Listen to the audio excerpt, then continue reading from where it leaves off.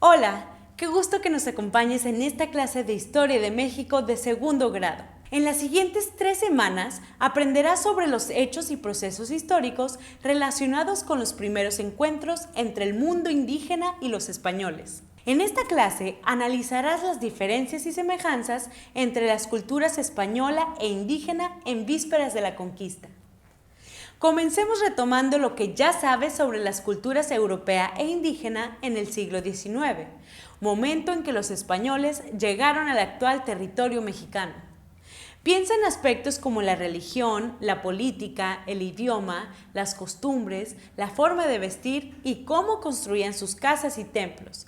Escribe todo lo que recuerdes en el cuaderno. A partir de lo que escribiste, responde las siguientes preguntas. Anota tus respuestas en el cuaderno y recuerda que vas a utilizarlas al final de la clase. ¿Cuáles son las diferencias culturales entre españoles e indígenas? ¿Qué semejanzas había entre ellos? ¿Cómo influyeron estas características culturales en los primeros contactos entre ellos? Entre los siglos XV y XVI entraron en contacto por primera vez dos civilizaciones que no sabían nada una de la otra. Durante milenios, estas civilizaciones se habían desarrollado de manera independiente. ¿Imaginas cómo habrá sido el encuentro entre españoles e indígenas? ¿Qué tan diferente o semejante les habrá parecido su cultura? A lo largo de esta clase analizaremos las diferencias y semejanzas entre las culturas española e indígena, a partir de 4 aspectos centrales: la organización política, las creencias religiosas y su forma de explicar el mundo, la guerra y las costumbres de la población. Recuerda tomar notas en el cuaderno de la información relevante. ¿Cuál era la forma de gobierno predominante en Europa en el siglo XVI? ¿Cómo eran gobernados los pueblos mesoamericanos del posclásico? Seguramente recuerdas que en el siglo XVI muchos de los países de Europa, incluida España, estaban gobernadas por monarquías hereditarias, en las cuales se creía que el rey había sido elegido por Dios para gobernar a sus súbditos. Hasta cierto punto, de manera similar, los pueblos del México antiguo estaban gobernados por un señor de gran linaje, es decir, con antepasados importantes, incluso míticos. En Tenochtitlan, el mayor cargo político era el de Huey Tlatoani, pero no se heredaba siempre de padres a hijos, sino que un consejo de los nobles más importantes elegía al sucesor. ¿Qué similitudes identificaste entre la organización política de los españoles y los indígenas? ¿Cuáles eran algunas diferencias? Continúa tomando notas en el cuaderno. Veamos ahora el caso de la religión. ¿En qué diferencias puedes pensar?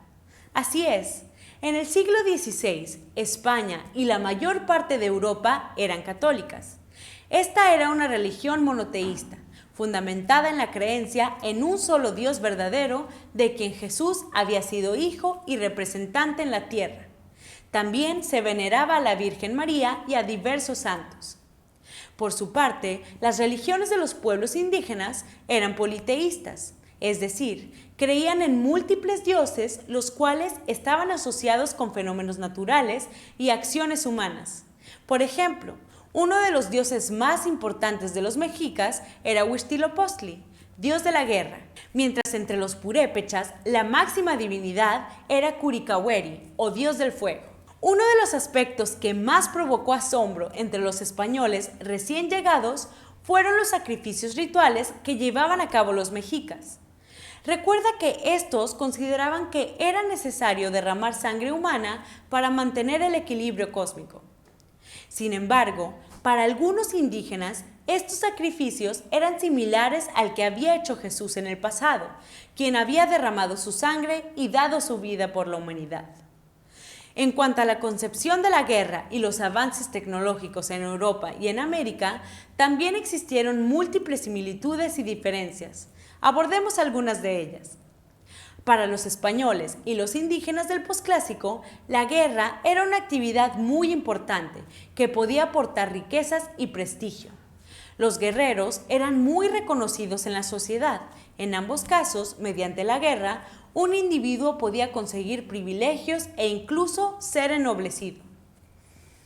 En cuanto al tipo de armamento y prácticas guerreras, había importantes diferencias entre ambas civilizaciones. Por un lado, con excepción de los purépechas, los pueblos indígenas no utilizaban los metales para la elaboración de armamento, e incluso entre los primeros eran contadas las armas hechas con bronce. Los arcos, flechas, garrotes y lanzas se hacían en su mayoría con obsidiana, una piedra volcánica que podía ser muy filosa.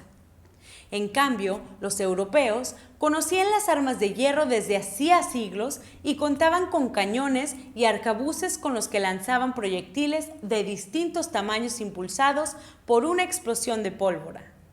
También utilizaban el hierro para fabricar sus armaduras. ¿Cuáles de estos tipos de armas conocías?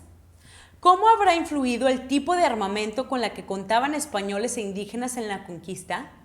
Revisa tus anotaciones porque abordaremos el último punto. Las costumbres y alimentación de europeos e indígenas también mostraron múltiples contrastes. Para ambos, la familia era un aspecto fundamental, igual que la descendencia. También contaban con fiestas y tradiciones religiosas que reunían a todas las personas, aunque dirigidas a divinidades distintas. Prácticamente europeos e indígenas no compartían el mismo tipo de alimentos. Mientras los españoles consumían huevos de gallina, pollos, carne de cerdo y res, estos animales eran completamente desconocidos para los pueblos indígenas, cuyo consumo de carne era más limitado. Mientras el maíz era el cereal más importante en Mesoamérica, el trigo lo era para los europeos. A partir del contacto entre la civilización occidental y la mesoamericana, inició un rico intercambio de frutos, vegetales, plantas y animales que cambiaron la dieta de millones de personas. ¿Listo para aplicar lo que aprendiste? ¿Qué similitudes y diferencias culturales identificaste entre españoles e indígenas? Revisa tus anotaciones para comparar y contrastar los aspectos abordados en la clase. Utiliza un organizador gráfico como el que observas en el pizarrón para ordenar tus ideas.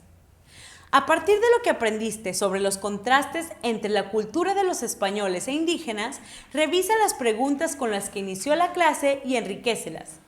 Al terminar, reflexiona sobre lo siguiente. ¿Qué sabías sobre las diferencias culturales entre españoles e indígenas? ¿Cuáles fueron tus principales aprendizajes sobre este tema? ¿Cuáles de estas semejanzas y diferencias contribuyen a explicar la cultura mexicana actual? Así concluye tu clase de Historia de México de segundo grado. Esperamos que lo aprendido hoy te sea de utilidad para comprender el pasado del país. Gracias por acompañarnos y te esperamos en la próxima clase.